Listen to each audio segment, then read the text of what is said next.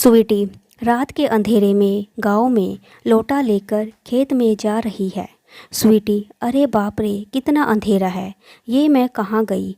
कितनी बदबू आ रही है चारों तरफ से। तभी उसकी सौतन बबली ने उससे कहा, बबली, शहर की हो ना, इसलिए इतने नखरे हैं तुम्हारे। मुझे तो कब से ये सब सहना पड़ रहा है। स्वीटी चुप हो गई। अंधेरे में वो और उसकी सौतन सोच करने के लिए बैठ गई। तभी उसके ऊपर टॉर्च की रोशनी आकर गिरी। बबली और स्वीटी चौंक गई।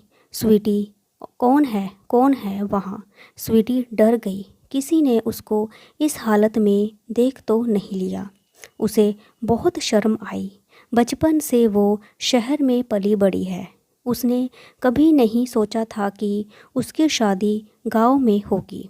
लेकिन बेचारी को क्या पता था कि कॉलेज में उसे एक गांव के लड़के से प्यार हो जाएगा। वो पहले दिन कॉलेज गई और उसी कॉलेज में राजीव नाम का एक लड़के ने एडमिशन हुआ था। राजीव भी कॉलेज में गया। राजीव को देखते ही स्वीटी के दिल की घंटी बजने लगी। स्वीटी मन में, अरे यार, वो लड़का तो बहुत ही हैंडसम है। पहली नज़र में मुझे उससे प्यार हो गया। राजीव भी स्वीटी को देखकर हंसने लगा। राजीव मन में, लड़की कितनी खूबसूरत है। काश इस लड़की से मैं शादी कर सकता। लेकिन वहाँ गांव में मेरी शादी हो चुकी है। नहीं, इस लड़की को ये नहीं बता सकता। राजीव की शादी बचपन में ही हो गई थी। बबली भी तब बहुत छोटी थी। राजीव के गांव में ऐसा ही होता था। लड़के के साथ लड़की की बचपन में ही शादी कराई जाती थी ताकि बड़े होकर उनका मन बाहर ना लगे। लेकिन यहाँ तो राजीव का मन लग गया था। कुछ ही दिनों में राजीव के साथ स्वीटी की अच्छी दोस्ती हो गई और स्वीटी ने राजीव से कहा, स्वीटी, राजीव, मैं तुमसे बहुत प्यार करती हूँ। मैं तुम्हारी धर्मपत्नी बनना चाहती हूँ। राजीव, मैं भी तुमसे बहुत प्यार करता हूँ। स्वीटी, लेकिन क्या। राजीव, कुछ नहीं, कॉलेज ख़त्म होते ही हम शादी कर लेंगे। गांव में बबली राजीव की माँ जानकी को खुश करने में लगी हुई थी। उसे राजीव से खास प्यार नहीं था और राजीव को भी कुछ लगाव नहीं था बबली से। काम करते करते बबली की हालत बहुत ख़राब हो जाती थी। बबली, पता नहीं बचपन में इसी घर में मेरी शादी क्यों हुई। ये सास नहीं, चुड़ैल है चुड़ैल। कितना काम करवाती है। जानकी जो बोलती थी सबको वही सुनना करना पड़ता था। जानकी का पति बहुत पहले ही मर गया था। तब से जानकी ही घर चलाती आई है। उसके पास बहुत सारी ज़मीन जायदाद भी थी। इसलिए सिर्फ घर में ही नहीं, पूरे गांव में उसका दबदबा है। राजीव को शहर में पढ़ाने जाने के लिए अपनी माँ को बहुत मनाना पड़ा और शहर जाते ही वो स्वीटी के प्यार में डूबने लगा। ऐसे ही 3 साल बीत गए और राजीव ने स्वीटी से शादी कर ली। स्वीटी, राजीव, अब मुझे तुम्हारा घर ले चलो ना। मुझे तुम्हारा गांव बहुत पसंद है। और स्वीटी बहुत खुश थी। लेकिन राजीव के मन में चिंता के काले बादल छा गए। राजीव, अरे यार, अब क्या करूं।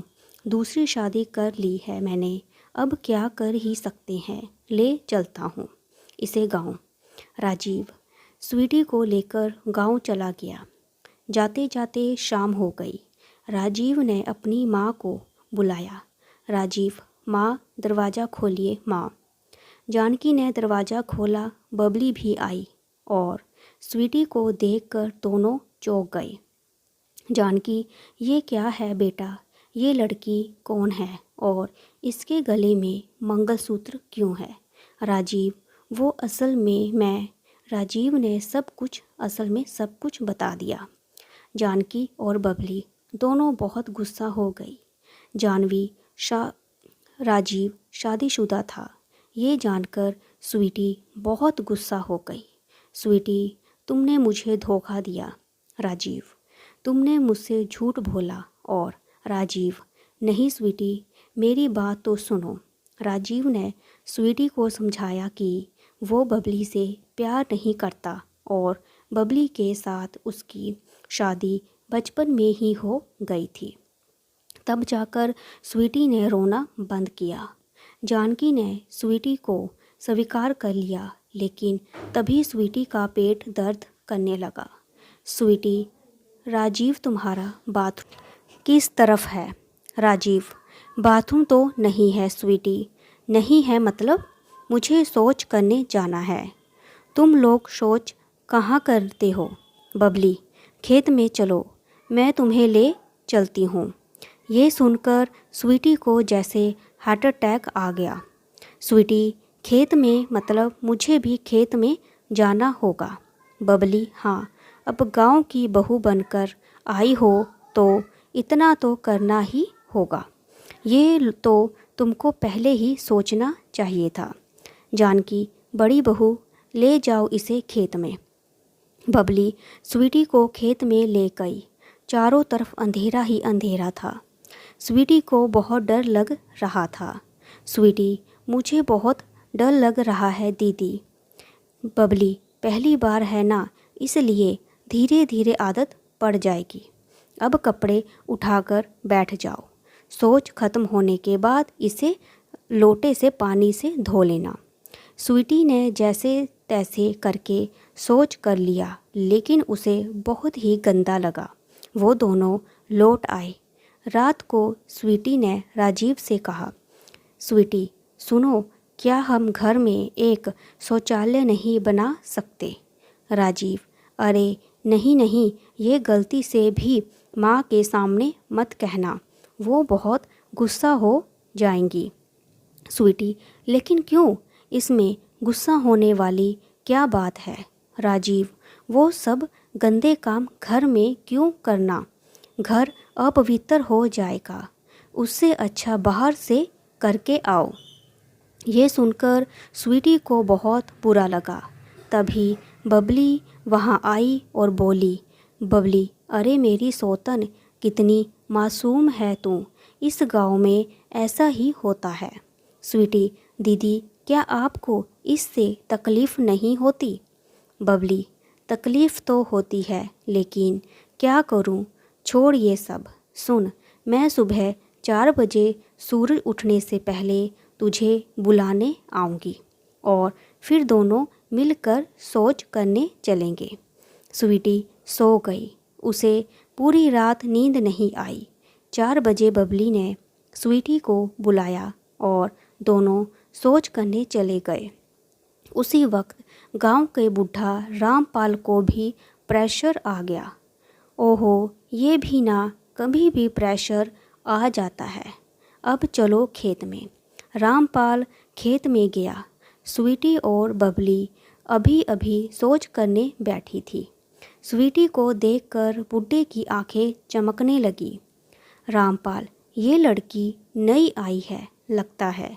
देख के तो लग रहा है कि ये शहर की है। वाह वाह, शहर की लड़की को इस हालत में देखकर तो मुझे मज़ा ही आ जा रहा है। बूढ़ा रामपाल आंखें फाड़ फाड़ के देखने लगा। रामपाल अंधेरे में ठीक से दिखाई नहीं दे रहा था। रामपाल ने टॉर्च जलाई। स्वीटी ने ऊपर टॉर्च की रोशनी आकर गिरी। वो डर गई। स्वीटी, कौन है वहाँ? तभी रामपाल डर के मारे भाग गया। स्वीटी बहुत डर गई। उसने घर लौटकर अपनी सास से कहा, स्वीटी, माँ जी, लगता है आज किसी ने मुझे शौच करते हुए देख लिया। बबली, हाँ, हमारे ऊपर किसी ने टॉर्च मारा। जानकी, कोई आ गया होगा, कोई बात नहीं। स्वीटी, कोई बात नहीं का क्या मतलब है माँ जी? मेरा कोई मान सम्मान नहीं है क्या? घर में शौचालय होता तो मुझे आज कोई इस हालत में नहीं देखता। बबली, हाँ जी माँ, दुनिया आगे बढ़ गई है। घर में शौचालय का होना बहुत ज़रूरी है। ये सुनकर जानकी गुस्सा हो गई। जानकी, तुम दोनों की हिम्मत कैसे हुई ये बोलते कि घर में शौचालय नहीं बन सकता। अब मुझसे इस बारे में कोई बहस नहीं करेगा, जाओ यहाँ से। स्वीटी को बहुत बुरा लगा। अगले दिन 4 बजे स्वीटी और बबली फिर से शौच करने गए। फिर से रामपाल वहाँ गया। रामपाल, ओहो क्या नज़ारा है! ऐसा नज़ारा अब से हर रोज़ देखने को मिलेगा। उसके बाद से हर रोज़ रामपाल चोरी छुपे हुए देखने लगा। उसकी नीयत खराब थी। ऐसे ही दिन बीतते गए। स्वीटी जब जब शौचालय के बारे में कहती तब तब घर में झगड़ा होने लगता। राजीव, स्वीटी, मैंने कितनी बार कहा है कि माँ से शौचालय के बारे में कोई बात नहीं करना। मुझे भी पता है घर में शौचालय का होना बहुत ज़रूरी है, लेकिन ये घर माँ का है। वो जो बोलेंगी वही तो होगा ना। स्वीटी छुप छुप कर रोने लगी। बबली ने उससे कहा, बबली बहन, मुझे पता है कि ये तेरे लिए बहुत मुश्किल है, लेकिन क्या करें, हम औरतों को ये सब झेलना पड़ता है। चुपचाप सब कुछ मान लेने में ही हमारी भलाई है। स्वीटी, नहीं, मैं ऐसे नहीं कर सकती। मैं मायके जा रही हूँ। ये बोलकर स्वीटी घर छोड़कर चली गई। जानकी, जा रही हो ना, बस अब कभी लौट के आना मत। यहाँ स्वीटी मायके चली गई। उसी दिन रामपाल ने एक फ़ोन खरीदा। रामपाल, कल सुबह मैं उस लड़की की तस्वीर खींच लूँगा और इस फ़ोन में और जब चाहे देखूँगा। स्वीटी जा चुकी थी। सुबह के 4 बजे जानकी को प्रेशर आ गया। जानकी सोच करने खेत में चली गई। तभी रामपाल वहाँ फ़ोन से तस्वीरें खींचने लगा। रामपाल, ये तो जानकी है, वो लड़की कहाँ गई? रामपाल तस्वीरें डिलीट करने लगा, लेकिन उसे फ़ोन यूज़ करना तो आता ही नहीं था। डिलीट ना करके उसने गलती से वो गांव के सभी लोगों के फ़ोन में भेज दी। आदमी, अरे ये तो जानकी की तस्वीर है। वो भी सोच करते हुए, हा हा हा, सुबह हो गई। जानकी सब घर से बाहर निकली तो जब देखा तो आसपास के सारे लोग उसे देखकर हंस रहे हैं। जानकी, अरे ये लोग मुझे देखकर हंस क्यों रहे हैं? अजीब है। तभी राजीव दौड़ते हुए आया और अपनी फ़ोन में से वो तस्वीर अपनी माँ जानकी को दिखाई। राजीव, माँ, किसी ने आपकी तस्वीर खींचकर वायरल कर दी। जानकी, हाय हाय, ये क्या हुआ?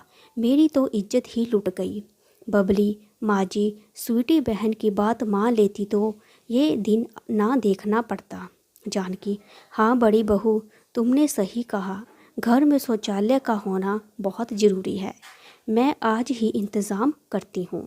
जानकी, राजीव तू शहर जा और छोटी बहू को ले आ। राजीव शहर गया और स्वीटी को ले आया। जानकी ने घर के अंदर शौचालय बनवाया। जानकी ने स्वीटी से माफ़ी मांगी। स्वीटी भी शौचालय देखकर बहुत खुश हुई और उसके बाद सब खुशी खुशी रहने लगे। अगर आपको मेरी वीडियो अच्छी लगी तो लाइक करें, शेयर करें, सब्सक्राइब करें और देखने के लिए थैंक यू सो मच।